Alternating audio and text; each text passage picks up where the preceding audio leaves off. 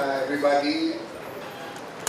Um, Belated Happy Valentine's, Happy Chinese New Year to Clea, one of my executive assistants, and Dex Estacio, happy birthday.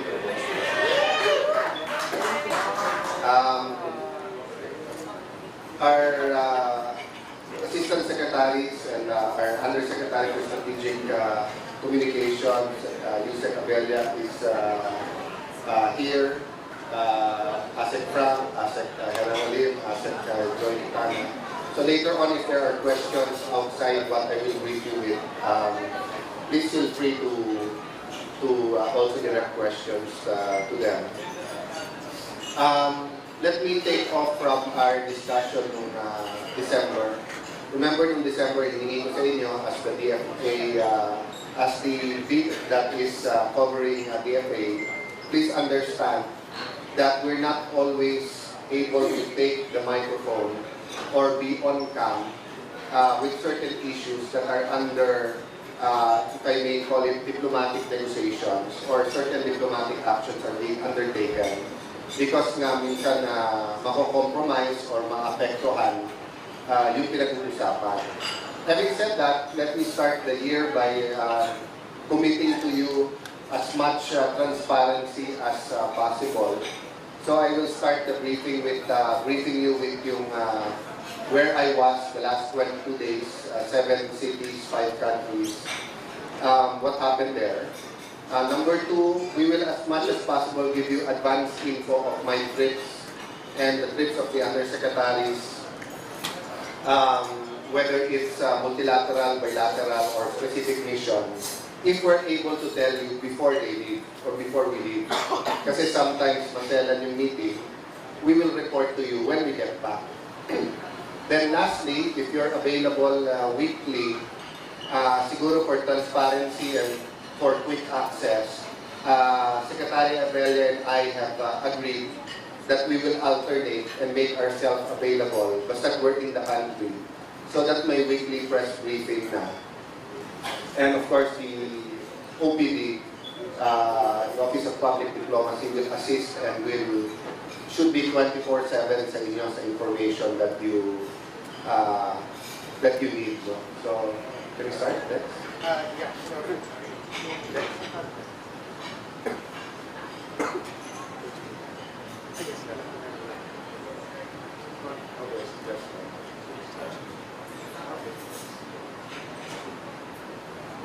Okay, so give me about 10 minutes just to give you this briefing, and then you can ask about any topic. So as you know, we use the lighthouse and salt and light because in the DFA we like to be a guiding light and a salt of light to all Filipinos and to all countries around the world. So this year we started our foreign travels with a command conference in the Middle East. Command conference of all ambassadors, head of post of the Middle East, Africa, and Europe. This was held in Milan. We did a survey. It was cheaper for us to do it there than to recall everyone or to ask them to be here in Manila. And it was urgent for us to have a face-to-face with them, next page, where we had several speakers. Next, please. Primarily, our discussion centered on the increase in fund and the more progressive guidelines of the assistance to national. The mandate of Foreign Service Post, this includes yung labor attaché, yung trade attaché, tourism attaché, yung aming mandate sa dalawang directives ng Pangulo. One, to give highest priority to the protection and promotion of the rights and welfare of overseas Filipino workers, and also for their conveniences.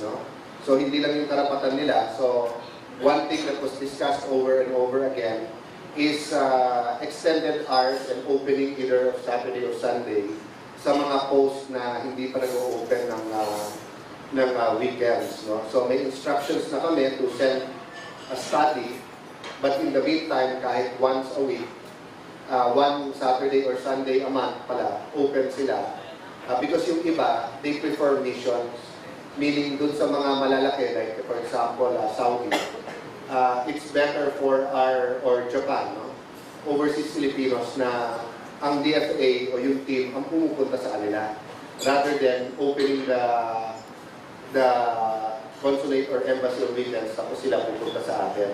The second thing is economic diplomacy. No? The President gave us marching orders, the economic team, to use all of our resources, all of our connections, our networking, no?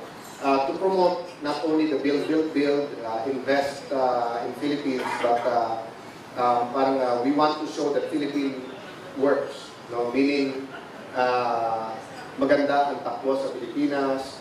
We have skilled workers. We have a good English-speaking population. We work hard. We treat our employers like family, no? Whether we're here or abroad. The other thing is sharing and institutionalizing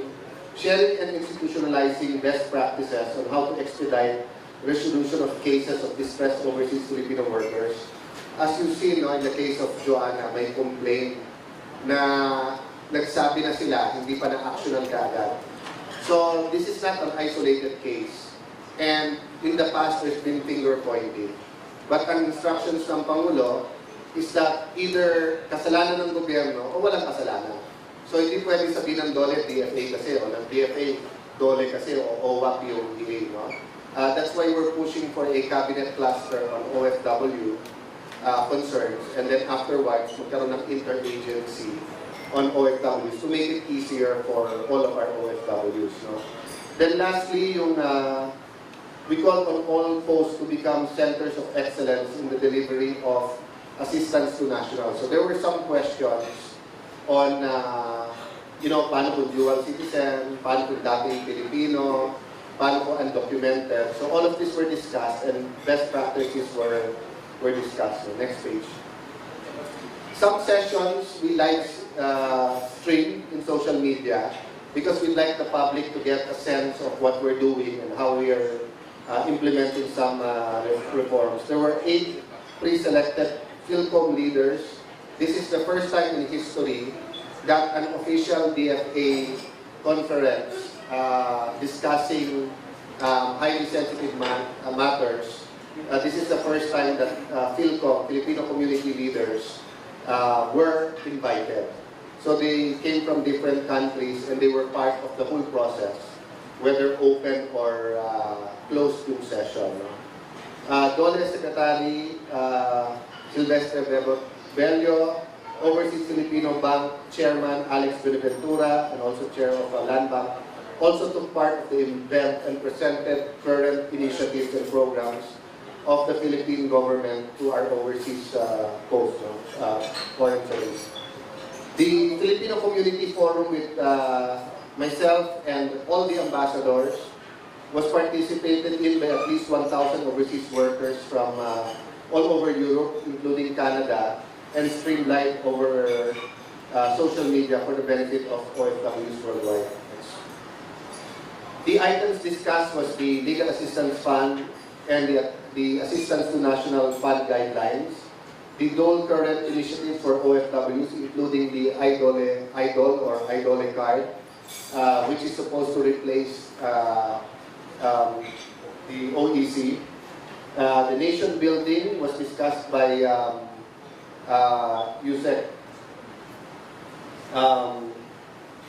We discussed basically nation building and understanding the President and his administration's initiatives, worldview, etc. was discussed by Yusek Abella. Relevance of social media on the work of Foreign Service was basically discussed by me, but Yusek Mocha was with us also to give them a briefing on social media and how OFWs use social media more than traditional email, phone lines in trying to reach out for help. No? Overseas Filipino Bank planned financial products and services were discussed. Security preparedness at post in critical areas or areas where there are conflict.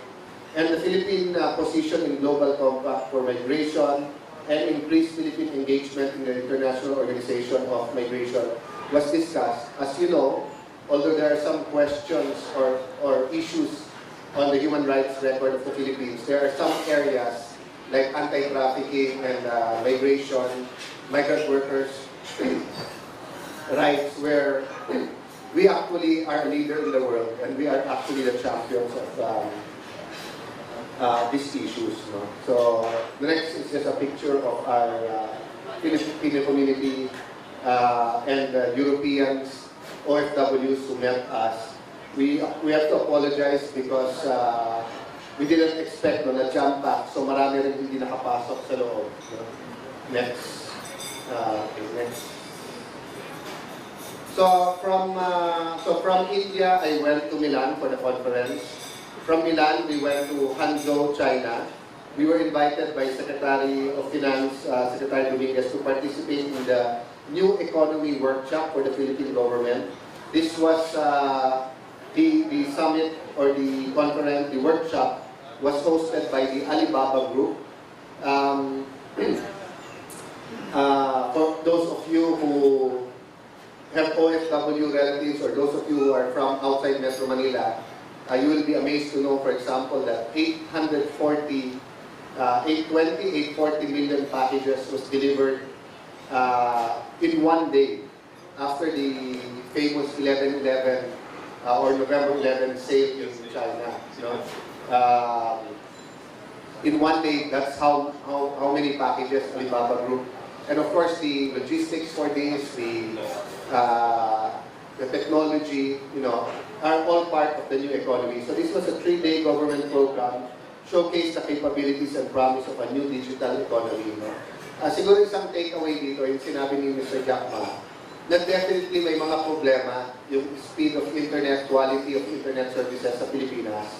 But ang note niya is that when the Alibaba Group started in China, it was much worse in the Philippines. So meaning, if we get our acts together and really have a new digital economy roadmap, no, or blueprints getting there, we will be starting off from a better point. No? And the other takeaway is, sabi niya, ang focus kasi ng kanilang new digital economy, hindi yung mayayaman at powerful. Because in any economy, sila may boses. Ang focus nila, dun sa mga mas mahihirap at walang boses. And it's a synergy or it's a symbiotic relationship. As the new digital economy comes into place, you help more of the one who are less blessed in the area of finances, pero you also uplift them.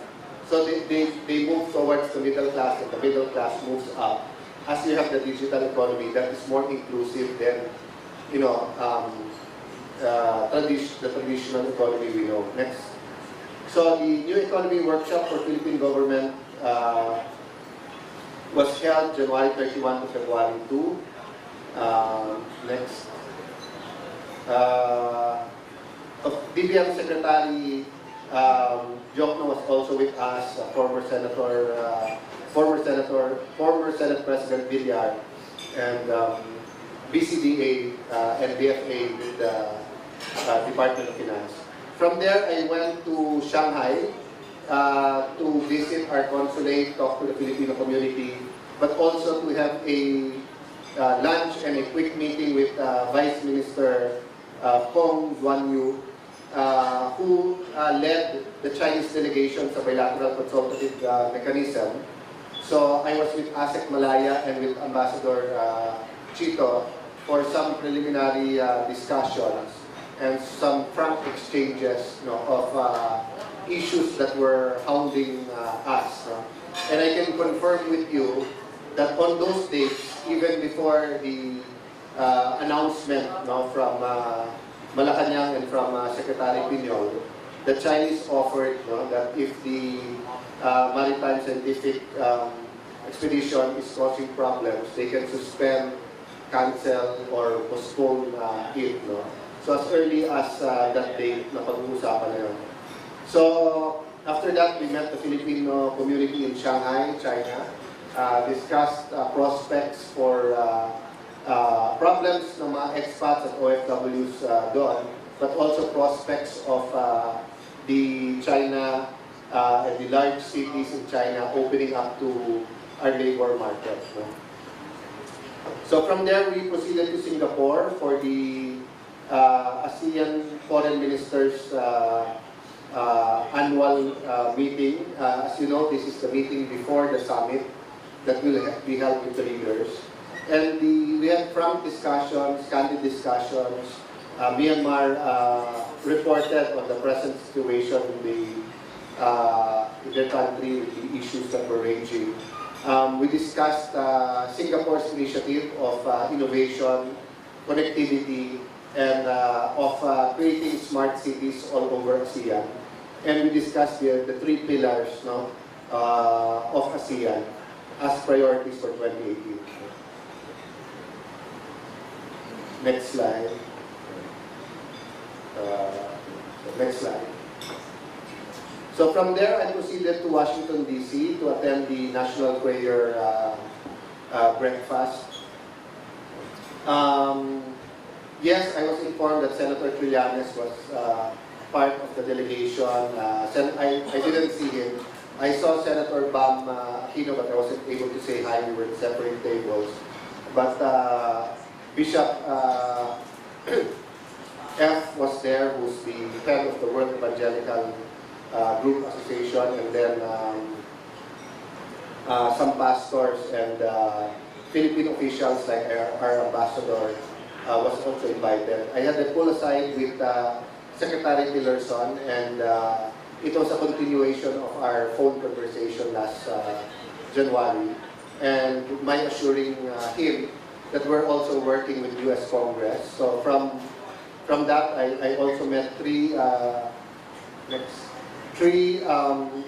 representatives or congressmen and women from the U.S. House of Representatives. I met with Ohio Representative Steve Chabot. He is the co-chair of the U.S.-Philippine Friendship Caucus. I met with Missouri Rep. Ann Wagner, co-chair of the ASEAN-U.S. Caucus, and also with Texas Representative Pete Olson, because we are opening a consulate in Houston. Next page. So basically, our discussions were focused on security and economics. There was some discussion on human rights, but that was initiated by our side because I wanted to be proactive and be able to communicate to them what's happening in the area of law enforcement and our anti-drug campaign. So we urge the U.S. to take advantage of the trade and investment opportunities available in the Philippines, build, and of course because of the attachment with the former Clark Air Base, the new Clark City. Then we also ask legislators to lead trade delegations from their home states, not only to Clark, but to other points of interest, Luzon, Visayas, Mindanao. Next page. So this is Congressman Pete also. Next page. So with him, we discussed efforts of strengthening dynamic people-to-people ties because Filipinos are very active in Texas and have a good presence, and they're very thankful na nung nagkaroon ng Hurricane Harvey, the Filipino community from all over the U.S. Came to help, donated money, help destroy muna yung mga natirang structures and then build homes. And then we discussed the opening of the Philippine Consulate, and I introduced the Consul General designate. Then we met with Senator Dan Sullivan of Alaska. We discussed basically economics and security and how to strengthen ties with the U.S. Next slide. So together, aside from Ambassador Babe Romualdez, Ambassador Ted Locsin of the UN also joined us for meetings with the U.S. Congress. And then before that, I also met with Ambassador Nikki Haley, the U.S. Ambassador to the UN. We met in New York before flying back to the Philippines. So I arrived in the Philippines February 14, 10:30 a.m. took a quick shower, and then met with the Chinese delegation led by Deputy Foreign Minister or Vice Foreign Minister Kong. The bilateral consultative mechanism is actually the venue agreed upon by both of our presidents and by the MOFA and the FA to discuss, to have a mechanism and a venue to discuss disputes, disagreements, and to discuss how to resolve different issues between Philippines and China. So dito po, no holds barred dito. So whether it is the alleged militarization, whether it's island building, whether it's territorial disputes in the sovereignty rights, complaints of our fishermen, their complaints in the areas they're complaining, yung warnings ng military nila pag nag-fly over tayo, warnings nila, warnings natin sa kanila because we also send them messages when they enter what we believe to be Philippine territory or where we exercise sovereignty rights over. No? So this is the venue where napag-uusapan. Of course, we also highlighted positive developments in the South China Sea, access of our fishermen in all areas, measures are taken to protect the environment and marine ecosystem because habang nag-escalate in the past and different countries were claiming different features, you know, may unabated, let's say, sa giant clams, sa spawning ground of fisheries, etc., no? Na-exploited, not necessarily by certain states, but by certain individuals or groups. So, this was a priority, and kasama to sa arbitration award, no? Yung protection of the marine ecosystem environment. There's also commitment by China and all other parties not to build on uninhabited features in accordance with the Declaration of Conduct of the South China Sea. If you saw the U.S. Embassy announcement on the concern of militarization, you would notice that this time around they said China and all other parties. No? Kasi as I've been explaining to you, maraming claimants dito at maraming nag-build on features that they control. And the Philippines has been just maintaining our coast and just making it livable. No? We haven't been putting kahit sabi mong defensive, no? Mechanism because we don't want the area militarized. Having said that, it's a complex issue. We're dealing with it. We're opening discussions. Of course, we also told each other of the possible protests that they will file against us and we will fight against them. No? So just because we're not announcing diplomatic action, it doesn't mean we're not taking it. So whether it's a note verbal, whether it's a diplomatic protest, that's all on record. Whether verbal or written, we're protecting our marine resources, our territory, our sovereignty rights. No? Iba lang yung strategy sa Aquino government na ina-announce, you know, sa media, may debate, may discussion, may shouting match with China sa multilaterals. No? Tayo, we're doing it through the bilateral consultative mechanism, through multilateral gatherings like the ASEAN, and then we're putting on record, no, what has to be put on record. No? Next.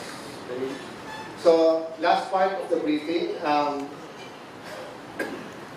siguro by maybe the second quarter, we'll give you a better view of overseas Filipinos and overseas Filipino workers worldwide. But as you all know, the focus now is on Kuwait.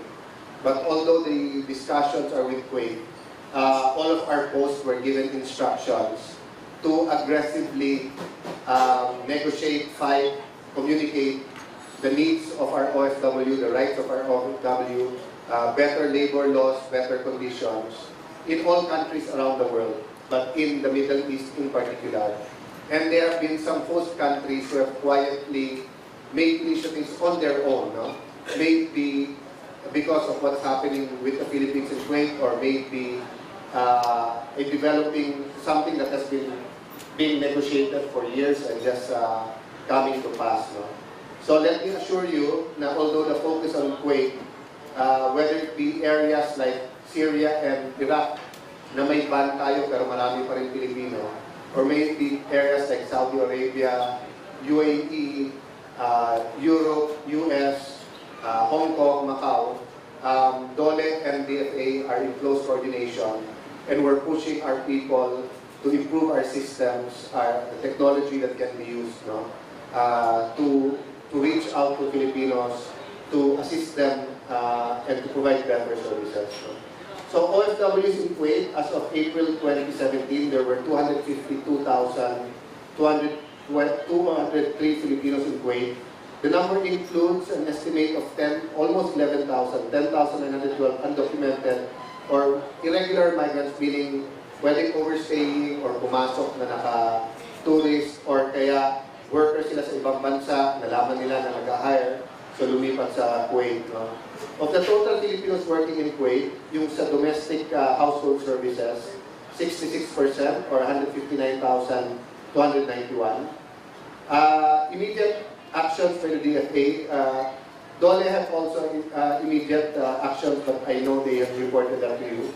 So DFA filed a strong protest over the heinous, backtrack muna, no? The DFA, of course, reported to the President what was happening. No? So part of our report and discussions with the President after Christmas was the number of deaths and the situation of OFWs in general, but in Kuwait in particular. No? And then as events unfolded, DFA filed a strong protest over the heinous death of a Filipino household service worker, Joanna Daniela Demafelis, and other successive deaths of Filipinos in Kuwait, all in December, except for Joanna, yung iba in December. And then the alarming number of cases. No? We called on the government of the state of Kuwait to ensure that justice be served for Joanna. We strongly requested the Philippine Embassy in Kuwait be given updates within 24 hours and allow access to the investigation of Kuwaiti authorities. We reiterated its request for concrete action from Kuwait government to address the abuses suffered by Filipinos in Kuwait. We facilitated the early conclusion of bilateral agreement to protect the rights of Filipino household services in Kuwait.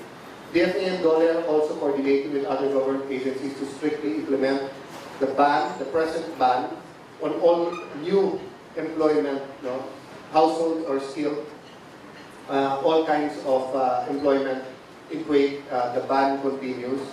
Philippine Embassy in Kuwait is now rushing to repatriate as many as 10,000 overstaying Filipinos who are expected to avail themselves of amnesty program. Of course, we thank the Kuwait government for the amnesty program. We're asking them to extend it for another 3 months. We thank Philippine Airlines and Cebu Pacific for giving some flights for free and then giving us special rates para dun sa distress.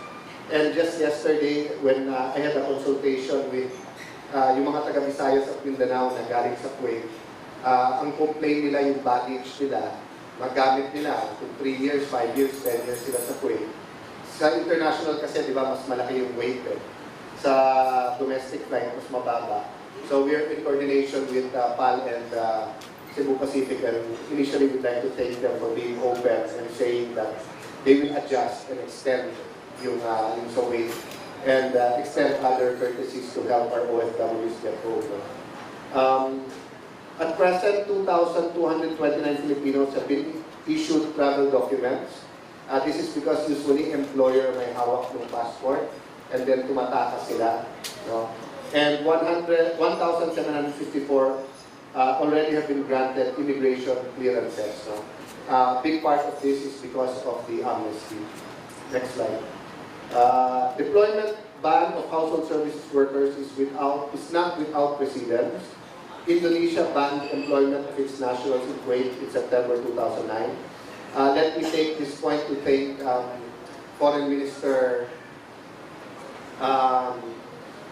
Retno of Indonesia. In the sidelines of the ASEAN, we discussed how Indonesia and Philippines can work together in fighting for migrant workers' rights. Given that Indonesia and Philippines have the substantial number of household services workers all around the world. No? So if Indonesia and the Philippines work together, we're working together in some countries and some special administrative regions like Hong Kong. So we're getting much more done when we work together. Mas may boses. So, next. Problems of Filipino OFWs in Kuwait: underpayment, delayed or non-payment of salaries. I was given a copy of the contract. I have it with me. And I was given a commitment yesterday by the Kuwaiti ambassador that they will act decisively on complaints of non-payment or of underpayment. No? We're discussing how it will be easier for Filipinos to complain. Non-payment or underpayment of overtime, holiday pay, and other benefits. Prolonged working hours and shortened rest hours. Transfer of household worker from one employer to another or from one agency to the other. That causes problems. No? Bringing of household worker to another country in the GCC region, particularly Saudi Arabia, by the employer without the worker's consent. No? So these are the few things we're working on. Before I give you the updates on repatriation, just to give you an idea of some practical solutions. So one thing that we are forwarding to our Kuwaiti counterparts, kasi may sponsorship system sila. So yung sponsor, yung employer nila, siya ang parang padrino o sponsor para makapasok ng Kuwait. So hindi covered ng domestic labor laws or ng labor laws ng Kuwait for foreign workers yung household. So this create problems. One of them is hawak ng employer passport, which is a deterrent to the OFWs to leave and to complain.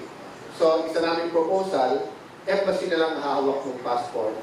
Kasi yung sponsor is also pag yung employee may hawak, pag lumipat or umalis sa kanila para sa Kuwait, sila naman mananagot sa government. So as a middle ground, pwedeng hawakan ng responsible officer sa embassy. Another thing we're proposing is, for example, the use of ATMs for sweldo. So kaso sa magdebate at mag-complain na instead of 120 dirhams, which is more or less $400, bibigyan sila 110, 90, 80, 100. So at least kung nasa ATMs, nasa bangko, may electronic readout, may record. So malinaw kung nasa sweldoan o hindi. No? So updates on repatriation as of February 14, 2018, 759 undocumented OFWs have been repatriated from Kuwait. Some of them were documented and then became undocumented, meaning that expired contract tapos hindi mo. According to the Philippine Embassy, another 2,229 have been issued travel documents and 1,754 are cleared nasa immigration, so can leave. No? As of June 2017, data gathered by OMWA, no? For the Ministry of Interior showed from the Ministry of Interior that 10,912 Filipinos have overstayed and have become undocumented. 73.8% of these undocumented were household service workers. So this is just a photo of the meeting with the Kuwaiti ambassador. So that's it for my report. Please feel free to ask me or the USEC and Undersecretary Abelna and the Assistant Secretaries who are here today. Okay, the Secretary will now take your questions. Please state your name and outfit once recognized.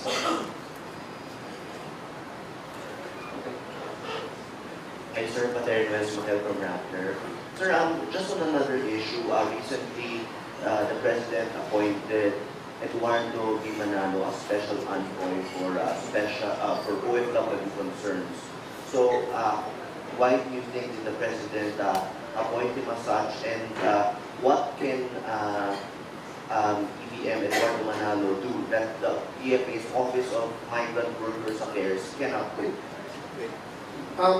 Special envoys no, are a part of the system ng DFA and of other countries. No. Special envoys, whether it be for economic diplomacy, whether it be for for specific country, special envoy to China, to Japan. No? These are also employed by other countries. No? So basically, it's a support or it's a there are overlaps, but basically in their private capacity, but covered with official cover because they're special envoys. No? They're able to multiply our efforts in the countries. And some of them have special connections. For example, kung special envoy sa Japan, we won't put a special envoy to Japan na walang particular attachment to special envoy na yan to Japanese leaders, whether it's industry, business, or the government. No? So in the case of Kay Eduardo, he's special envoy for overseas Filipinos. So overseas Filipinos includes overseas Filipino workers, but not only overseas Filipino workers, it includes overseas Filipinos. One reason is that they have churches in several countries around the world, and Kay Eduardo is actually visiting many of them. And any one of you here who have dealt with the Iglesia ni Cristo Church in the localities, kung makikita nyo, very organized, whether member or non-member ang mag-complain, then they have a system wherein yung tagapamahala nila in each kapilya has a liaison with the government leaders. So, for example, if you're from Mandaluyong, or you're from Davao, or from Taguig, may complaint, yung ministro nila knows who sa City Hall, sa provincial government, sa OWA to talk to. No? So, that system will benefit Filipinos. So, that's one reason that the DFA also recommended, and the President approved that. No? Having said that, I can furnish you with a list of those who have already been appointed, different special envoys. For example, Senator Angara has been doing a great job in helping us with the EU and the EU's individual states, no? Because of his connections, networking, experience in dealing with European countries. So, what follow-up? Just on another issue again, on the Philippines-China bilateral consultation mechanism, in your statement you said that there was discussion on oil and gas cooperation. So can you tell us more about it? At what stage are we, and what are the safeguards we are employing so that the Constitution is intact? Let me first clarify. There are three categories. First, yung undisputed, meaning Philippine territory that there are no other claimants. No one is disputing na Philippine territory or we have sovereignty rights over it. Like the Benham rights is an example. Doon, ang Department of Energy is basically in charge because they have a system, there are laws in, so any exploration or development, diba, just like Malampaya, is a commercial contract, and we have laws on how to get that done. The second is disputed areas. But I'll divide the disputed areas into areas that are disputed bilaterally, meaning two countries lang ang naglalaban. For example, the East China Sea, it's Japan and China. But like in the South China Sea, depending on what features, meron may multiple claimants. So, halimbawa, may area na ang claimants, Malaysia, Philippines, Vietnam, and China. So, we will talk with the countries who are disputing the areas for the sake of peace and progress. So, right now, we have not discussed, and we're not discussing development. We're discussing exploration muna. Because what's the use of the debate whether or not allowed sa Constitution ang joint development kung hindi natin alam ano ang nandyan na pwedeng i-harvest without damaging the environment, without giving irreversible damage. So, ang pinag-uusapan na muna natin, joint exploration. May precedent to, yung joint seismic ng ng Vietnam, China, and Philippines. It was a study, I think it was in 2009. Of course, that also went to the Supreme Court. So the stage now is in the discussion that we both want it, the joint exploration. So I think China is going to form their own working group, and the Philippines, meaning DFA, the Security Cluster, and the Department of Energy, will also be in consultation sa working group namin. Then we will find a legal framework, if it's possible, under the Constitution, that will allow a joint exploration. Now, once there's results, we will report it to the Filipino public through you, through the Philippine media. If they find nothing, wala tayong pag-uusapan sa development. If they find deposits that are commercially viable to have development, then we'll have to find a framework. No? But I can tell you that we are consulting international legal experts who have made deals, who have signed contracts or legal frameworks in areas that disputed, and in dealing with sovereignty rights and UNCLOS. No? So whatever we do will not only be in accordance with the Constitution, but also the UNCLOS. But I can tell you that we're pursuing it aggressively because we need it. It will serve no one's good if we do not explore and eventually develop. No? In the undisputed areas, we can do it alone, but we do need the technical and financial support because we usually have joint ventures with other. But in the disputed areas, unless we can do it by ourselves without starting a war, or worse, without a massacre, it would be prudent to do it in partnership, without violating our sovereignty. Can I just emphasize that? Iba ang sovereignty rights. Yung sovereignty, ibig sabihin territorial yun. Yun indivisible yun. Hindi mo pwedeng hatiin. So pag sinabi mo, halimbawa, Palawan, o sabi mo, Scarborough, di ba? When we say Pilipinas yan, we can't compromise with anyone. We cannot tell China, that's both China and Philippines, or hindi pwede.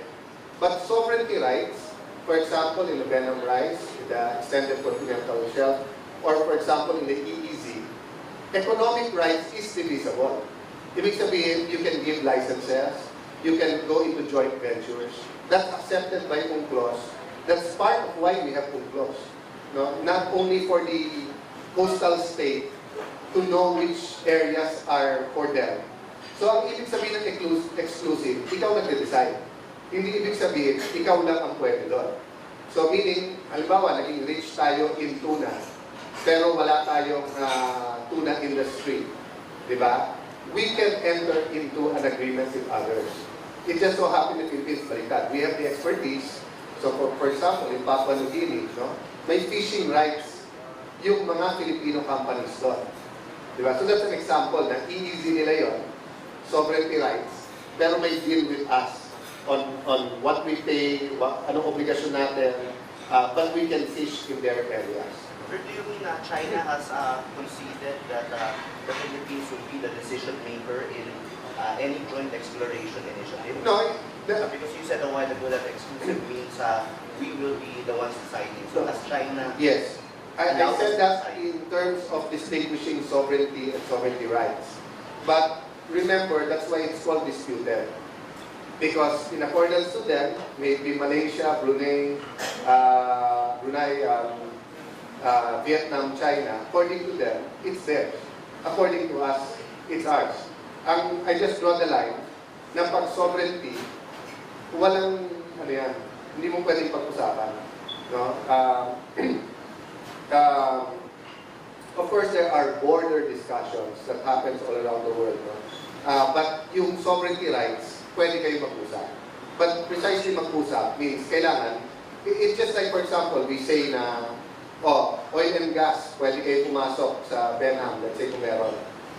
It's our decision, but of course, kailangan pumayag din yung mag-i-invest. Diba? Pero dun sa disputed, if we do it, who will help us enforce it? Will any of the big military forces around the world watch our ships and make sure na pag stinap ng ibang co-claimants, they'll go to our So in that particular area, na Malaysia, Vietnam, China, and Philippines, if Philippines go at it alone and starts extracting there, so if the Navy ships of these three countries come, ano mangyayari? That's why the President said, it's also true in reverse. If you start harvesting unilaterally sa disputed, I'll send the Navy and we'll go in blazing our arms, even if superior yung inyong Navy or military forces. Okay, so we have questions or clarifications regarding the presentation. Hi, sir. Sir, my neighborhood is from the NPD.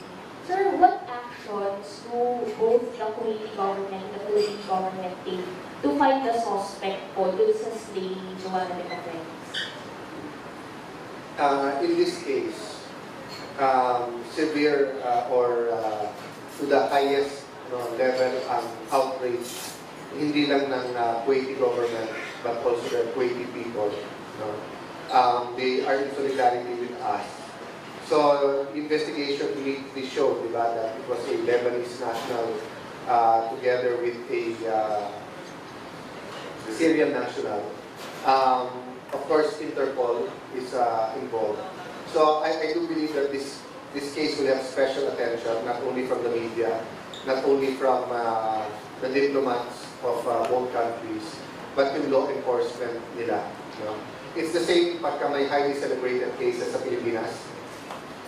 Remember the Korean that was killed in the camp, di ba? Although there are a lot of cases of foreigners complaining about their safety in the Philippines, pag na-highlight yung isang case, it helps the case because everyone's on it.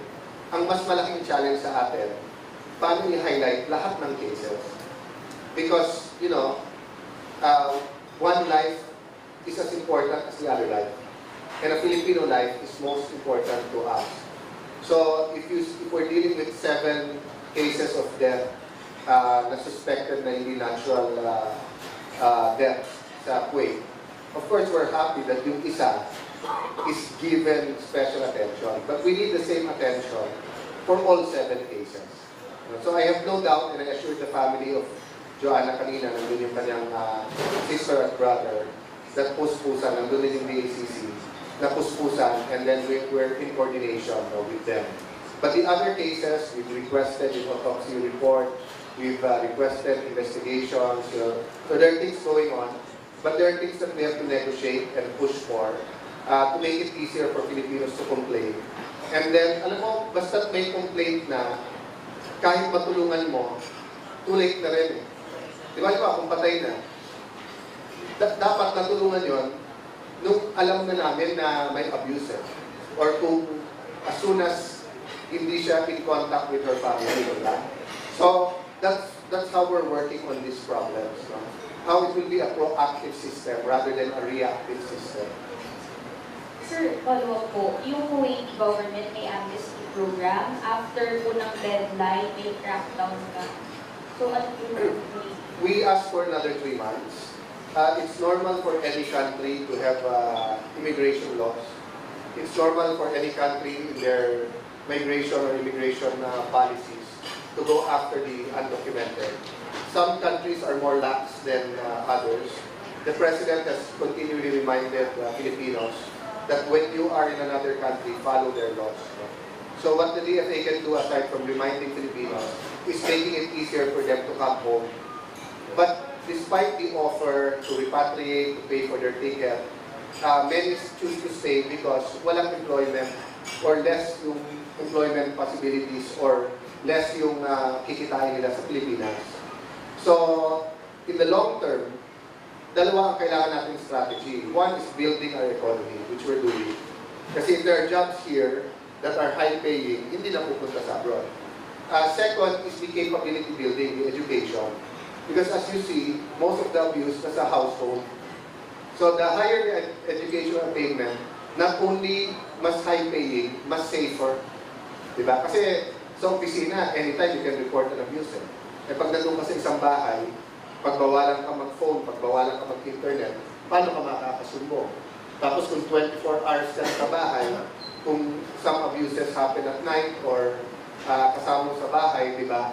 mas mahirap i-report. Kasi hindi katulad sa opisina, all around the world, yung sexual harassment cases, iniilagan na yan ng mga kumpanya at saka ng mga employers. No? So, that's basically what we're doing. No? Pag sinabi mong crackdown, that means yung penalty at saka deportation. No? The other thing is that we have to find a way with DOLE, with the recruiters and employers association to make it easier for OFWs to get a job in the country they're in without having to come home. Kasi doble gastos, ang hirap eh. Remember, halimbawa, 5 years na sila doon, biglang uwi. Yung accumulated nilang gamit, paano nila iuwi? And then yung gastos, paano umuwi? Then kung saan sila titira, kung hindi sila stay in. Samantalang kung let's say, patapos na yung contract mo 6 months, hindi ka nakukunin ng employer, but it's easy for them to find in that country or that region, di maiiwasan natin yung undocumented. So may instructions na tayo supposed to help, and then we're going to have several summits or conferences this year. And then diplomatic action, no? There are some countries, for example, 2 weeks, 20 days, 1 month, kailangan umuwi na ng Pilipino. So we're negotiating for a longer period para they can find employment there. And then we're negotiating na hindi na nila kailangan umuwi. Doon na sila makakuha ng trabaho. From there. Sir, other issue po, dun sa Philippine rights, balikan ko lang sa last. May consent po ba ng DFA? I understand, baka wala pa po kayo dito sa DFA. May consent po ba yung DFA sa pag-rename ng 5 underwater sea creatures ng China that time? Let me give you some explanations there. Okay. And this abuse the minds, especially of the critics, no? Na meron any kind of concession or selling off of Filipino rights to any group. Okay. First of all, what was the original name ng Philippine rights? Benham. And Benham is what? It's an American name. So the Americans named it. So did we file a diplomatic protest sa America? Or did we have to wait for President Duterte to call it Philippine rights? So what do I mean by it? In the scientific community, pag may na-discover ka, pride mo to name it. So kung naka-discover French nationals, they'll put a French name. Pag naka-discover American, they'll put an American name. Diba? Kaya not only the scientific, pati sa infrastructure, diba? Rojas Boulevard used to be Dewey Boulevard. Diba? Taft Avenue is still called, palitan na ba yung Taft Avenue or Taft pa rin, no? After the Governor General Taft. No? So, under international rules and law, there's this agency na pwedeng mag-name ng underwater features, but may requirements. And because other countries are more advanced than us, you know, they have research ships, they have funding for their scientists, they have the equipment, sila nakaka-comply. So, that's called the IHO-SCUFN,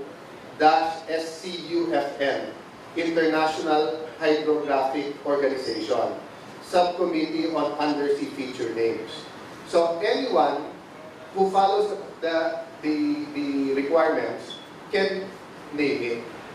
So, if there were Chinese scientists, they wanted it named Chinese name. Hindi natin tatanggapin yon. That's why we use the word object and protest in its ordinary sense. No? Meaning in its denotation. Protest is umaangal ka. Objection is saying na hindi ka papaya. So we have to make that sa IHO. But regardless of ano sabihin ng IHO, we won't recognize the foreign names here unless pumayag tayo. Diba? So, walang iba yun sa species ng gumamela. Every time or orchids, no? Every time they discover a new species, it is named. Usually it's named after a Filipino or a Filipino name. But now and then, to give credit to a scientist abroad who's done something for the field of science or for the Filipinos, it's named after them. No? But that's with our consent. No? So, in the same way that an American name, Benham Rice, we change to Philippine Rice, once we have all the data, we will also apply sa IHO. And we will also communicate, and we have communicated to China that that we understand for them it was a purely scientific, etc., whatever, no? But it's not a good time to have Chinese names in some features because we have a live dispute in the South China Sea. Diba? In the same manner, that Vietnamese and Malaysian, pag nag-apply sila ng research sa Vietnam rice, if they follow, papayagan natin sila. But if they want to put Vietnamese names or Malaysian names, hindi rin tayo papayag. No? So, I want to disabuse you that it's a China versus Philippines. Kasi ibang-iba yung case sa West Philippine Sea, South China Sea, at sa Vietnam rice. Pero yung mga kritiko, pinagsasama itong dalawa. No? Even Justice Carpio, who I respect very much and who's a law expert. But remember, yung sa kanya legal. May legal at policy. Diba? Hindi naman tinitignan ni Justice Carpio yung kabuhayan ng Pilipino, yung agriculture, yung export natin ng banana sa pineapple, yung infrastructure development, yung sakop kasi nung UNCLOS, halimbawa, maritime environment, yun. That's part of the push ng legal ni Justice Carpio sa kanyang policy there. No? But yung the rest, tourism, etc., hindi. And if you look at the countries that have disputes with China, Malaysia, and Vietnam, ang approach nila is like our approach now. Na hard on the South China Sea, but extending an open arms sa tourism, sa trade, sa investments. No? So, that's the difference between yung sa South China Sea and sa Philippine rice. Sa South China Sea kasi kung makikita mo, kahit sa briefers namin, may Filipino name, may international name, may Chinese name. Kasi all those claiming it have named them in accordance with their language. So the Vietnamese have a name for them, for these features, whether it's high tide, low tide, islands, or whatever, no? High tide or low tide features, whether it's islands, it's rocks, you know. We have Filipino names, di ba? Kaya nga tawag mo, Rizal, Panatat, Scalboro, di ba? They are Chinese names, international names. Of course, we don't recognize the Chinese name. Can we have your question? So I have two questions. First, about the bilateral consultation mechanism. Did the Philippine delegation bring up the latest photographs published by Inquirer, because it showed progress in the so-called construction or militarization? Yes.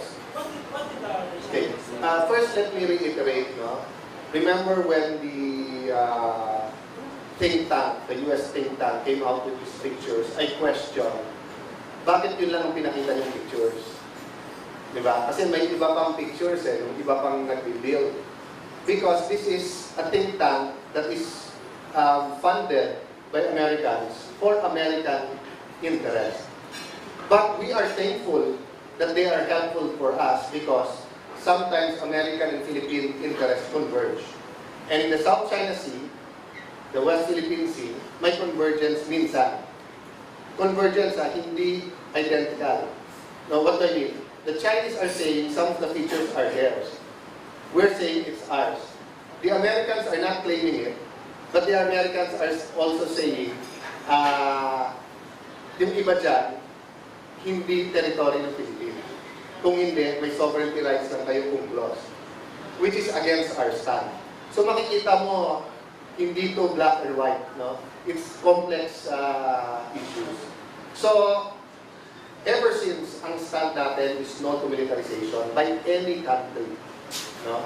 And although we believe in freedom of navigation, part of no militarization is how do you regulate yung dami ng navies na nagmi-military exercise there. Because if China was the US, would you allow a defense chain around you? Did the US allow USSR to put missiles in Cuba? Did the USSR allow the US to put missiles in Turkey? So in the same manner that the rise of China, I'm not saying it's correct, I'm explaining to you brass tacks international geopolitics. No? I'm not saying I agree with them. But as an emerging superpower, they have to think about their defenses. So syempre, ang kino-communicate sa atin, di namin palaban, it's not against you, we will protect your ships, but it's against foreign forces outside, diba, that wants to contain or wants to confront China on their growth. But of course, we're communicating to them. Now, while we know it's not against us, the mere fact na nami-militarize, naapektuhan yung region. But hindi lang sila. Pati sa iba na nakikita natin na merong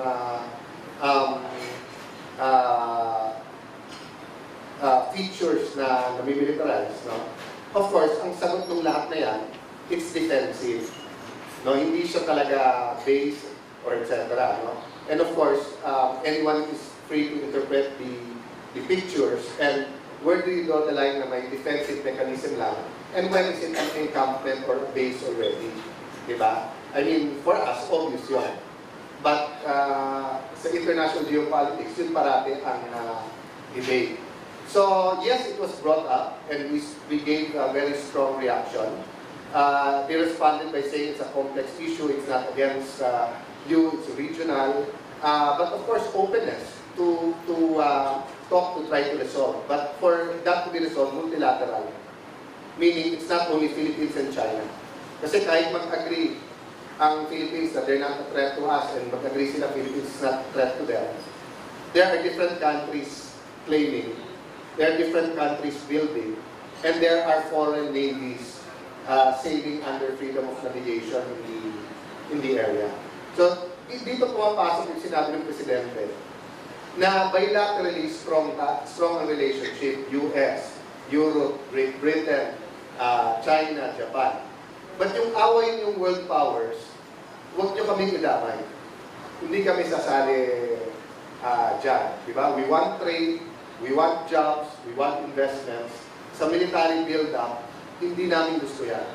Hindi namin gusto, we want to have a credible defense force, we want to have a military that can respond not only to military threats but also to civil disturbances caused by disasters and calamities.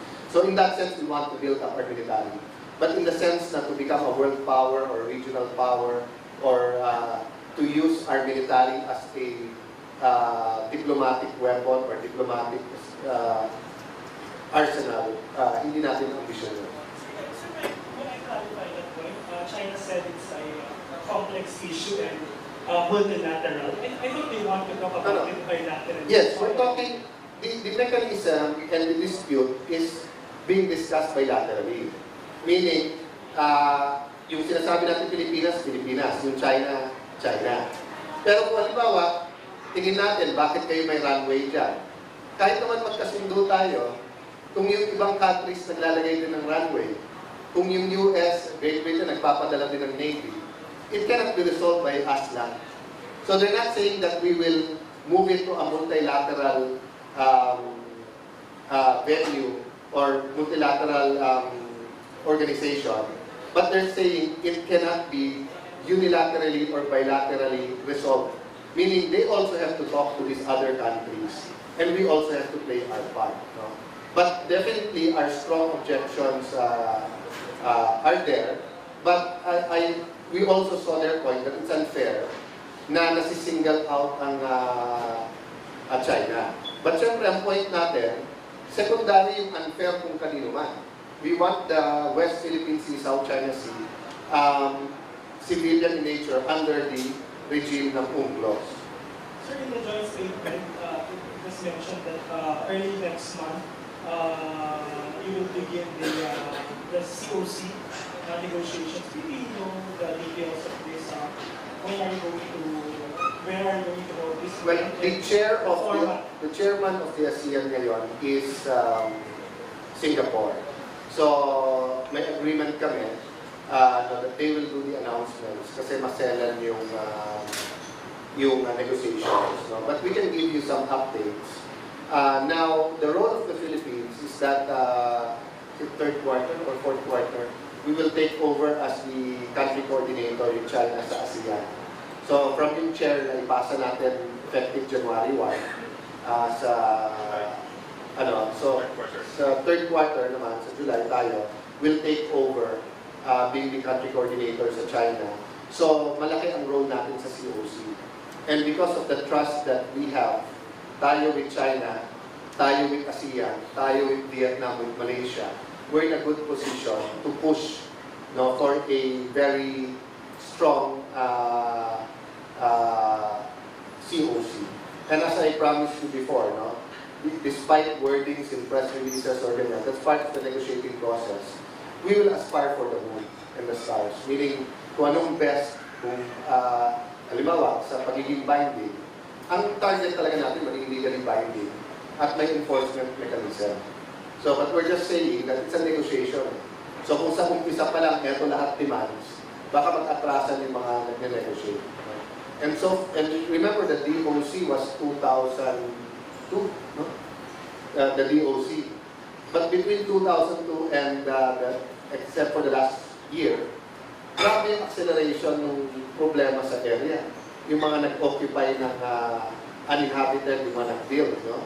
So, this last year and a half, where there's an agreement to follow Section 5 of DOC and not to build, is a big accomplishment of the Duterte administration and of the diplomacy, the one-on-one diplomacy of President Duterte with the different countries, because the Philippines played a big role in getting claimants to agree. Doon na tayo sa kung saan ang occupied natin, kung saan tayo. So while it's true, problema pa rin yung building, this didn't start during the Duterte administration. Before the Duterte administration, everyone was claiming new features, was building, was reclaiming, etc. So the President Duterte put stability, of course, with the trust of the other claimants, and of course with his consensus with President Xi. That's why minsan, China pa nagre-remind sa atin at sa ibang claimants. So huwag mag-build kahit light structure. So in the same manner na tayo worry, pag nakita natin yung Chinese ships, nagpro-protest na or nagsasabi na tayo, again, not in the open media, but we do it.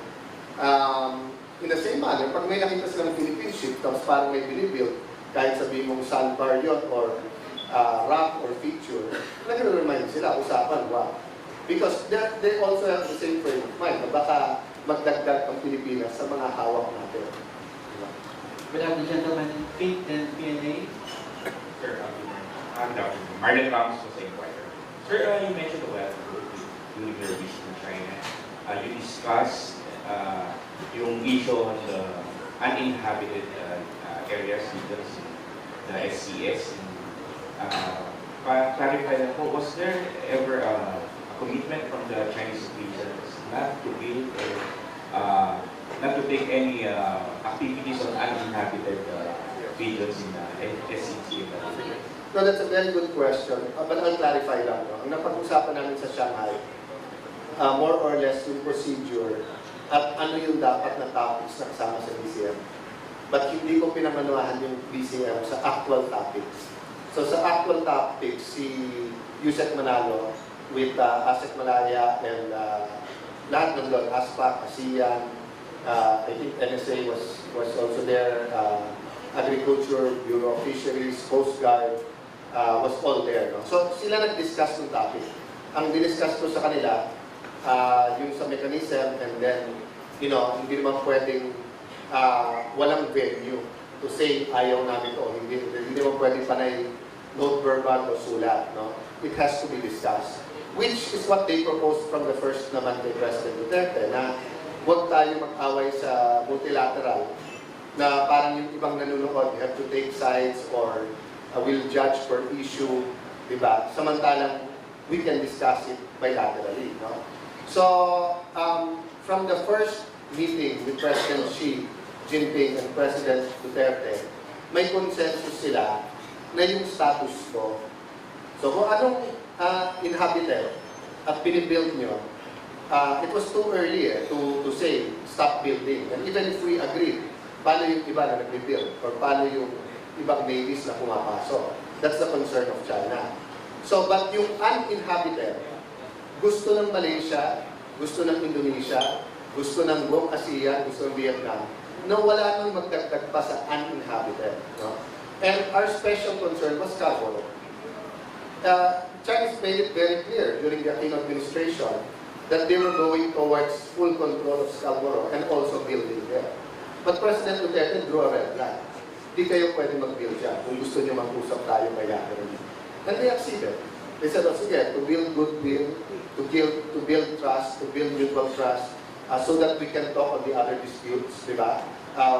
They cannot give up their claim, they cannot leave the area basta-basta, but they agreed na no building. And this was publicized. So, ito po yung sinasabi namin na hindi perfect yung situation ngayon. And there's so much work to be done. But to judge this administration solely on what's being built, no? In one or two features, without looking at where we were before, is unfair to this administration. So many of these criticisms should be addressed to the past administration. Bakit nyo hinayaan na umabot sa ganon? Na ang daming na-claim ng Vietnam, ang daming na-claim ng Malaysia, ang daming na-claim ng China.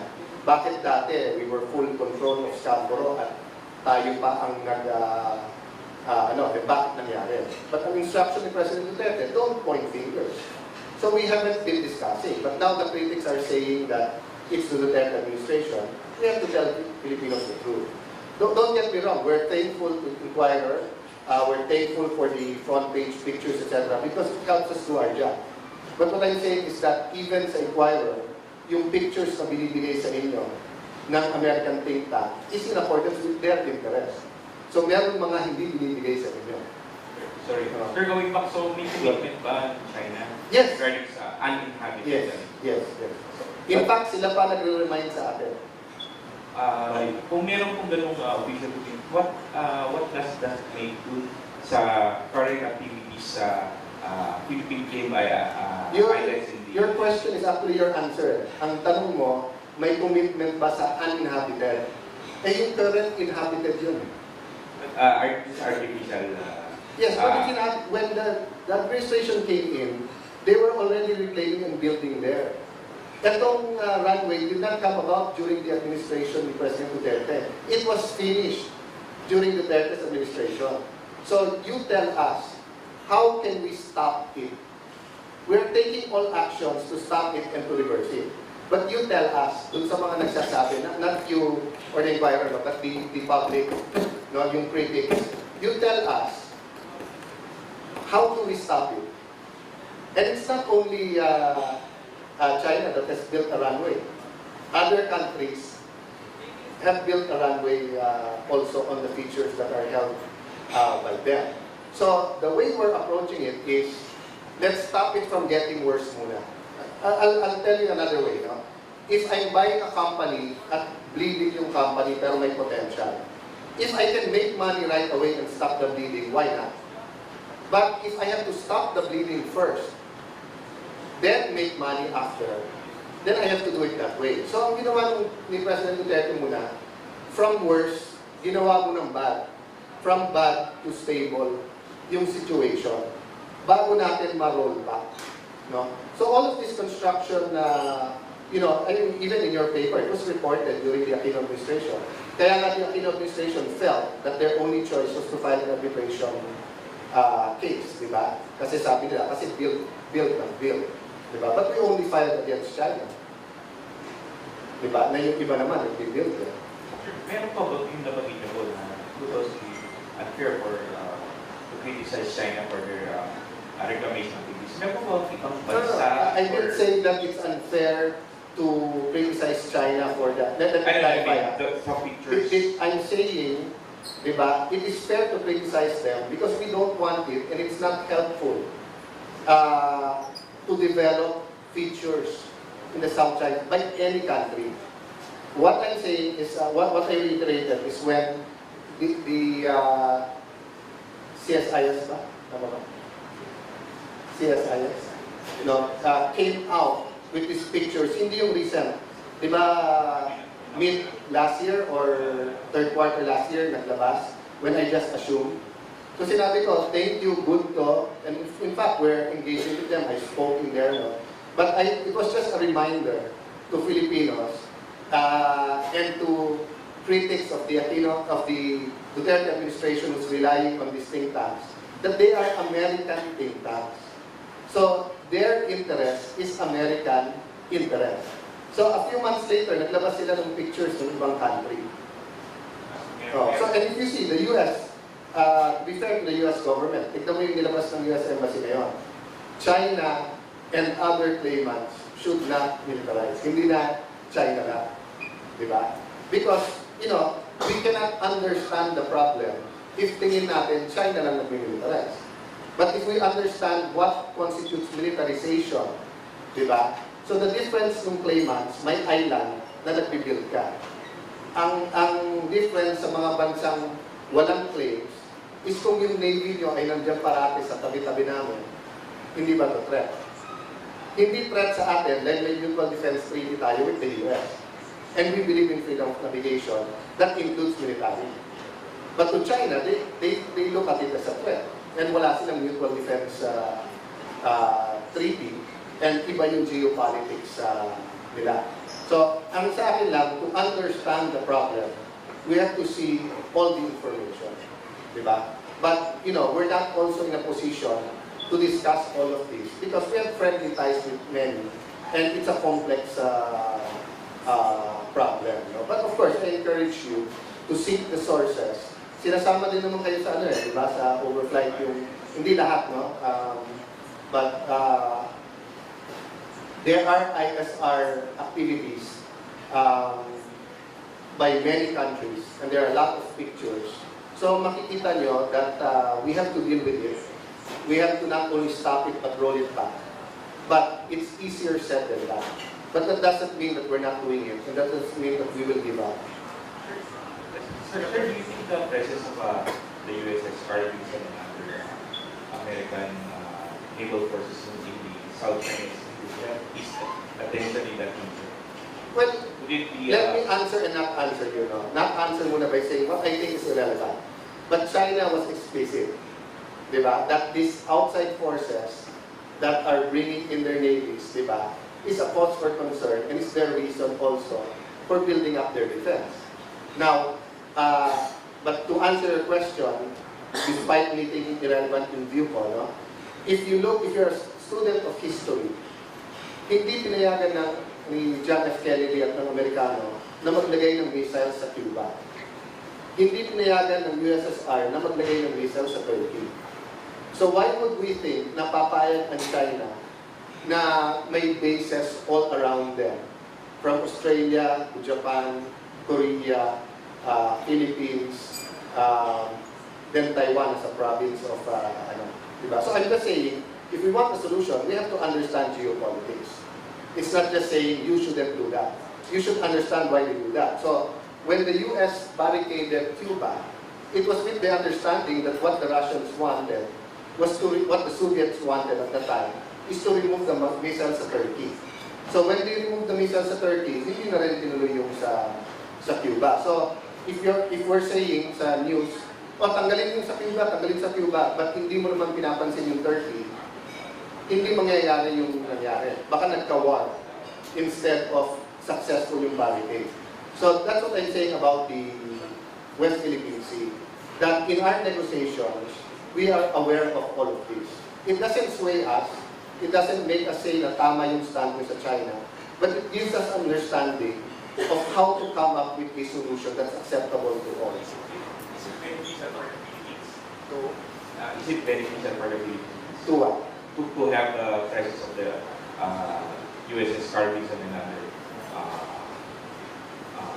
strike groups in the area? Yes and no. Beneficial in the sense directly because they help us kapag may disaster and because we have a mutual defense treaty.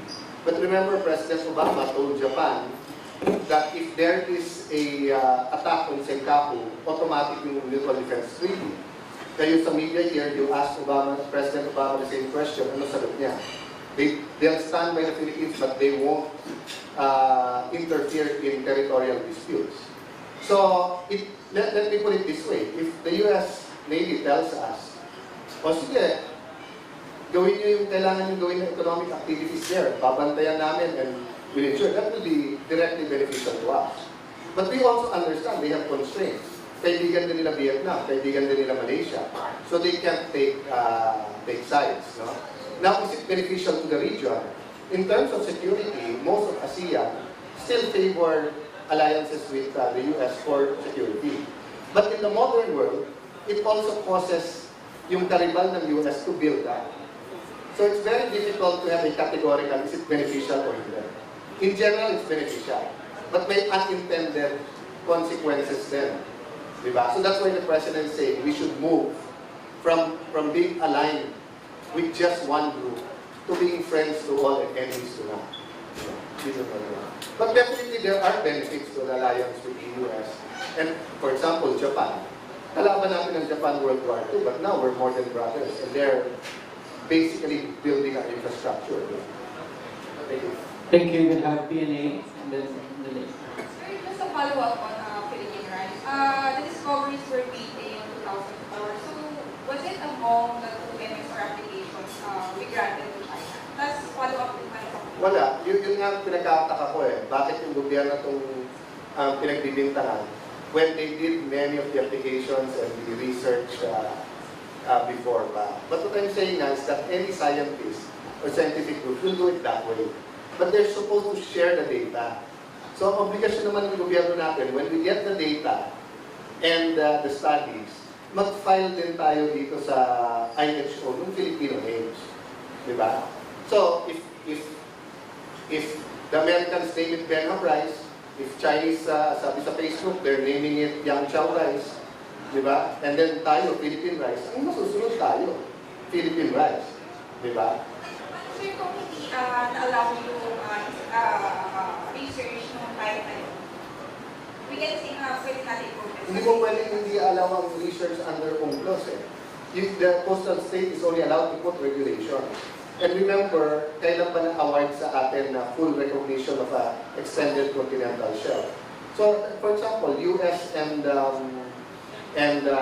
Japan and Korea did several research there. So, if the Koreans propose names or Japanese propose names, sisisihin ba natin sarili natin na pinayagan natin sila doon? Hindi. Ang kailangan natin gawin, kung gusto magsisihan, mag-propose tayo ng Philippine names. And then, diplomatically, we tell them, you know, we're friends, we're brothers, di ba? But let's say nag-reverse ang situation. We were the richer country, and we had research vehicles. And we were off the coast of Indonesia or of Malaysia that are also archipelagos. Pag may discover tayo doon, natural na ano, di ba? Again, if Frank Franca was not a diplomat when he was a scientist, gusto din niya na may Sima-Franca Reef o merong Sima-Franca Mount or whatever. Ano gusto mo? Island? Shore. Sima-Franca Shore daw gusto niya. No, so, yun ang sinasabi ko na let's not blame others for wanting to do that when that's the system. No? But let's be proactive in protecting Philippine interests. Whether it's diplomatic or through this process, we will put Filipino names. We will not, kaya nga hindi natin tinanggap, kaya nga pinalitan natin yung Benham. With all due respect, no? Americans did a lot of good in the Philippines, but we want to use the Filipino names. Last question. Pwede lang po ng details sa meeting nyo with the ambassador yesterday. So, finalo up nila yung bisita ng ating Pangulo. And ang tingin nila, kung bibisita ang Pangulo, makikita nila na a great majority of Kuwaiti employers take care of their Filipino workers, no? Whether it's a company, an industry, or household. So I explained to them that before the President can go, we have to have substantial agreements and firm commitments with each other. Of course, nagre-react sila. Dahil makita nila yung ginagawa, reform. And of course, nagre-react din kami. But as I said, we're diplomats. Diba? If I was in the Senate, iba role ko, iba sasabihin ko. But we're in the DFA, so we have to try to harness a meeting of the minds. No? So we gave them some confidence-building measures, some measures that will build trust. For example, yung giving landing rights sa Cebu Pacific, kasi they're giving us free isang chartered flight na walang babayaran ng gobyerno. But since wala ng flight ang Cebu Pacific doon, hindi nabigyan kaagad ng landing rights. No? We're asking them for 3 more months amnesty. No? So, basically, ang takbo ng discussion is, how to end the impasse and how to not escalate and how to address the OFW's concern. So, syempre, ang track nila is that, it's being blown up in media na parang ang sama ng Kuwait, etc. Ganyan. Tayo naman, ang track natin is, ito ang number of Filipinos na may problema. We can't ignore them. We need more protection. So, doon ang pinanggagalingan, and we're going towards the middle. But I can assure you, it's one of many, many meetings. Asep Joy here with Yusek Sara met the ambassador. Kailan yun, siguro 2 weeks ago with Yusek Joel, but before that, Yusek Joel's last week. Yeah, last week with Yusek Joel Morales, 2 weeks before with, Ambassador de Villa, Ambassador Villa, pabalik-balik din sa Foreign Ministry sa talks nila. No? So, one thing that they were following up, meron tayong joint political consultations, mechanism between Kuwait and Philippines, na-postpone to na-postpone, so inabot ng issue na to. So, it's our turn to go there. So, I think Yusek Manalo as, an experienced hand, and as our Yusek for Policy, former acting secretary ng DFA, will be in a good position to discuss with his counterparts specifics. Diba? Kaya minamadali nila. Dahil gusto nila pumunta Pangulo. Pero alam nila, at alam natin, hindi pupunta yung Pangulo nang walang direction towards solving the problems of the Filipino community in Kuwait and in the Middle East in general. We're gonna have the last. Last question. Sir, you mentioned you wanted firm commitments first from Kuwait. Among your conditions, what have they been reluctant to grant, sir? For example, a 3-month amnesty, is that something they're open to? I'll give you a very honest answer there. I think mas reluctant yung to acknowledge yung numbers that we're saying. But yung wala masyadong reluctance dun sa reforms. But for example, yung kafala system, which is the sponsorship system, actually kung mapalitan yun, it will solve more than half of our problems. Meaning kung we will be treated like other foreign workers are treated, that will solve. So we haven't brought that up sa level namin. But yun siguro magkaka-resistance or reluctance. But we can work around that. That's not our only solution. But yung mga binanggit ko kahapon, how to make it easier for Filipinos to complain kapag less ang natanggap nila, I brought it up to them na yung paano pagsabay nagsumbong ang Pilipino at saka yung employer. Minsan yung police ang pinaniniwalaan yung employer. So, we had a candid, frank discussion on that. No? Wala namang resistance, but more of diba yung, kasi diba ang Asians, polite tayo, pero less frank. Pero admit natin pag may mali. So pag nabangga kita, agad ko sasabihin, kasalanan ko na bangga kita. Parang culturally, hindi ganun sa kanila. Pero yung reforms or yung commitment, nandun. Payagan doon yung si Jeff mag-last question. So have I answered your question? Yeah. Is the amnesty program something they're willing to grant? You see month extensions? They have to get the okay from the highest level. But the ambassador said he'll work hard for you. In fact, kahapon lang kami nag-meet this morning or last night. Last night ulit tinawagan ni Asep Joy, this morning nag-usap ulit sila sa phone. So kino-communicate na niya kaagad. And also, you mentioned specific commitments from other countries also to improve protection for those. That one, allow me to keep it quiet muna. Kasi nga, ang ganda ng response ng ibang host countries sa ibang bansa. Sila na nag-proactive. Wala naman nagsasabi it's because of Kuwait itself. Ako nagsasabi nun na nakita nila yung determination ng ating Pangulo. It's just like a union eh. Kung tingin mo kaya mong tapakan yung union, tingin mo kaya no, human nature and tendency is to give less. Eh. Pero kung tingin mo union matindi at ipaglalaban talaga, you'll not only negotiate better, you'll also be more open to yung hinihingi nila. So there are places that Filipinos are treated as well as their own citizens. There are places na second-class citizen tayo. And the only thing we're asking is yung dignity of a human being. You know, don't look at citizenship. Pare-pareho tayong tao, tratuhin mo kaming tao. Doon naman tayo binabalikan ng weight na sinasabing, you know, don't let the individual cases dictate whether tao turing namin o hindi sa inyo. Kasi a vast majority, maganda yung turing. Pero sinasabi niya natin, we can't ignore the numbers. Diba? It's not a matter if it's 90%, 95%. It's a matter na ilang libo itong nagpo-complain.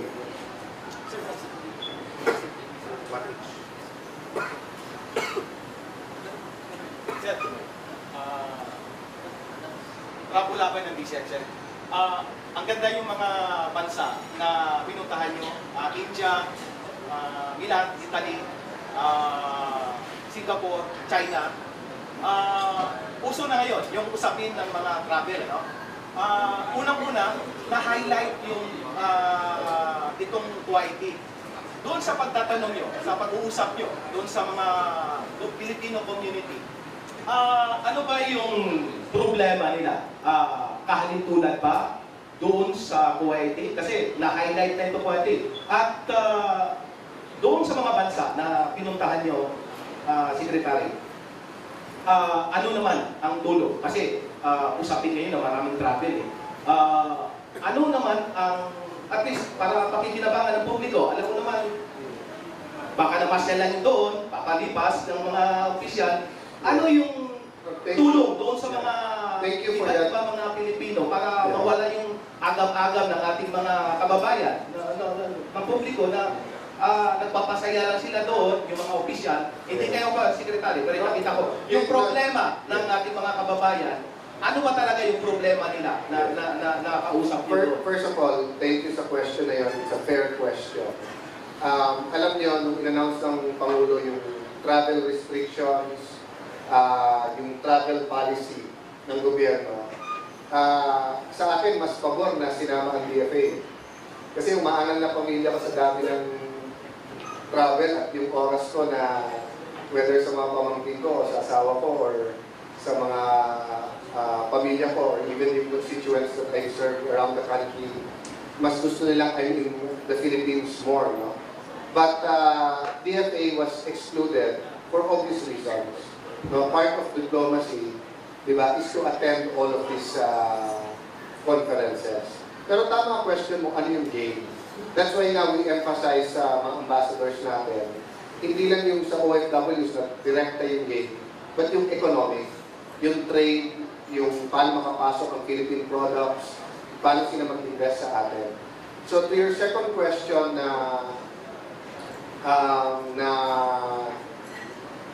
ano yung mga problema ng Pilipino? May mga common problems, but may mga problems na mas pronounced sa ibang lugar. So for example, sa US, na ang problema more is the immigration status. Diba? Kung TNT. Pero yung may permanent residency or nakakuha ng American citizenship, labor laws nila protects Americans and non-Americans alike. But syempre, kapag hindi ka legal, minsan mahirap makakuha ng trabaho. That's why yung usapin sa DACA. Now, sa Europe, for example, it depends which country sa Europe. Like, sa Milan, they're very tolerant. Even yung undocumented, kung short time lang tapos nakakuha ng trabaho, ano sila, they're very accommodating. Pero ang inaano nila, ang common, yung layo ng, except for small areas like Singapore and Hong Kong, Macau, ang inaangal nila, yung pagpunta pa nila ng consulate sa embassy, kung pwedeng either madagdagan ang consulate or yung tao natin ang pumunta sa kanila. Sa sa Singapore, gusto nila open pag Sundays, no, para sa services. Tapos depende sa lugar. Di ba, like sa Hong Kong, yung work hours ang inaangal. But gumaganda din in some aspect. Dati sa Hong Kong, pinaglilinis ng bintana sa medium at high-rise. Ngayon, pinagbawal na ng Hong Kong government yun. It's because the Filipinos and other countries in Indonesia nagsama-sama mag-lobby na mabago yung batas doon. No? But as I said, we'll come up with a more comprehensive report of OFWs worldwide. Siguro by the third quarter, the second half of this year. Okay, with this last question. Ay, sir. Diyan po sa nangyari. Sir, tanong ko lang, nasasabi ko rin dapat maging proactive tayo ng OFWs. Meron ba tayong idea or plan kung paano natin gagawin na to protect? At saka, sir, ano po bang commitment yung binigay ng Kuwaiti Ambassador sa atin sa regarding our OFWs? Last, sir, can you give us yung information na tungkol sa case ni Pastor Kibo? Hindi natanggap mo information officially. First question muna, tapos i-remind mo ako dun sa dalawa. As I reported to you a few weeks back, no, we drafted and I consulted Secretary Bello. Humingi kami ng OFW cluster sa cabinet. And once ma-approve to, hingi kami ng interagency. Katulad ng may interagency tayo for the drug problem. If we have an interagency for OFW, ma-harness natin, di ba, yung lahat ng agencies ng gobyerno. Sa abroad kasi, ang bahay natin dun yung embassy. Ang tatay o nanay yung ambassador. So even if technically hindi under the ambassador yung trade attaché, tourism attaché, labor attaché, isang bahay sila. So one country, one team. Pagdating sa Pilipinas, pag uwi ng OFW, kailangan ng training, tuturo mo sa TESDA. Kailangan ng aid. Saan ba yan? OWA, POA, Malacanang, DFA, di ba? Kailangan ng passport. Pagdating sa passport, ang kailangan pala, birth certificate, NSO. So nagtuturuan dito. So one thing na madaling gawin is to fix the communication, basta services sa OFW. Yung iDolly card is a good idea, but mahabang usapin para maging multitasking yung card. But it's a good start na yung hindi mo na kailangan ng OEC. Okay. Now, in the long term, ang solusyon talaga is better capability education. Kasi the higher the educational attainment, di ba, the less abusive, the higher paying yung job. And then the other long term is yung Philippine market. Di ba? Tingnan mo ang Malaysia. Dahil yumaman sila, choice na lang ng tao. Gusto mo ba sa Malaysia, gusto mo sa ibang bansa. Di ba? But tayo, kahit gusto mo sa Pilipinas, kung 1/4 naman yung kikitain mo dito sa kikitain mo abroad, natural, magsasakripisyo ka para sa pamilya mo. Okay. In the case of Pastor Kibuloy, you've read the reports naman, no? And I think he's safely home, but I haven't spoken to him yet. So allow me to speak to him muna and to find out how I can assist at ano nangyari bago kami mag-comment. But I can tell you that our embassy is making inquiries. Basta may Filipino national anywhere around the world na may problema, nandyan tayo para mag-assist. Your second question was sa Kuwait commitment. Actually, more of yung nagpuput kami ng proposals, nag-exchange ng views. Kasi for example, kinumit niya na in the case of Joanna, mag-all out sila, that outrage sila. But of course, already got the go signal ng kanilang foreign minister at nung premier.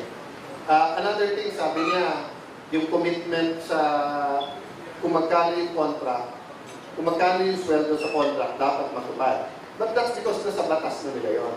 But the extra commitments na kailangan natin, di ba marami rin sa kababayan natin, some officials, even the Vice President said, new bilateral agreement. Yes, that's good at kailangan natin. But we know that the agreement is only good kung ma-implement. Kasi kung nasa kontrata 120 dirham, ang nakukuha mo 80. Eh, nandiyan naman yung law, nandiyan yung paano mag-complain? So we want to be more practical sa hinihingi natin na commitment sa kanila. So, continue siya.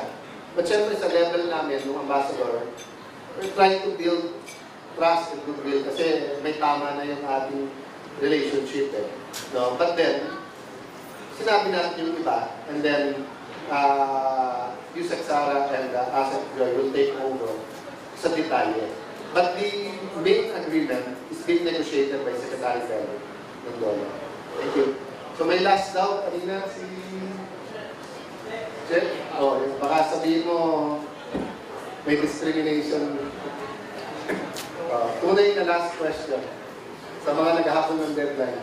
Sir, Charia Torres, President. Sir, yung, kasi what we have, although you said that you're going to coordinate because of the pero what we have now is only what's recorded in the newspaper. So, can we have the initial report that you have received? Basically, kung ano na sa yung unang lumabas sa online and then this morning, nung binasa ko yung briefer ko, it's basically the same thing. And basically, the ambassador is telling me, the post telling me that they're on top, they're getting more information. But yung member niya that claimed na sa kanya yung pera who's custody, the only additional information I have is that the court granted her bail at $25,000 kung hindi ako nagkakamali. No? So, mga ganun details lang. But wala kasi akong direct contact kay Pastor. No, but I'll try to contact him during the day to also find out ano nangyari, how can you assist, may problema pa ba, and everything. Sir, final lang. We have been receiving calls na may mga OFW sa Kuwait na supposedly uwi, pero out of fear na hindi sila makabalik, ayaw na nila kumalis doon. How do we deal with this kind of... Yung balik manggagawa yun, or... hindi sir, yung mga regular workers... Yung regular workers na may contract sila, clarify na ng DOLE yun, that the ban is on you. So, umuwi kayo, even immigration, Commissioner Morel already announced na makakabalik kayo. Pero kung first time nyo palang pupunta doon, yun yung ban. So, nakikiusap ako sa media, sa mga kamag-anak, sa mga social media activists, no?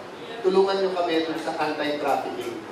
Pag may ban sa isang lugar at nagpasok ka ng Filipino workers na covered ng ban, trafficking yun.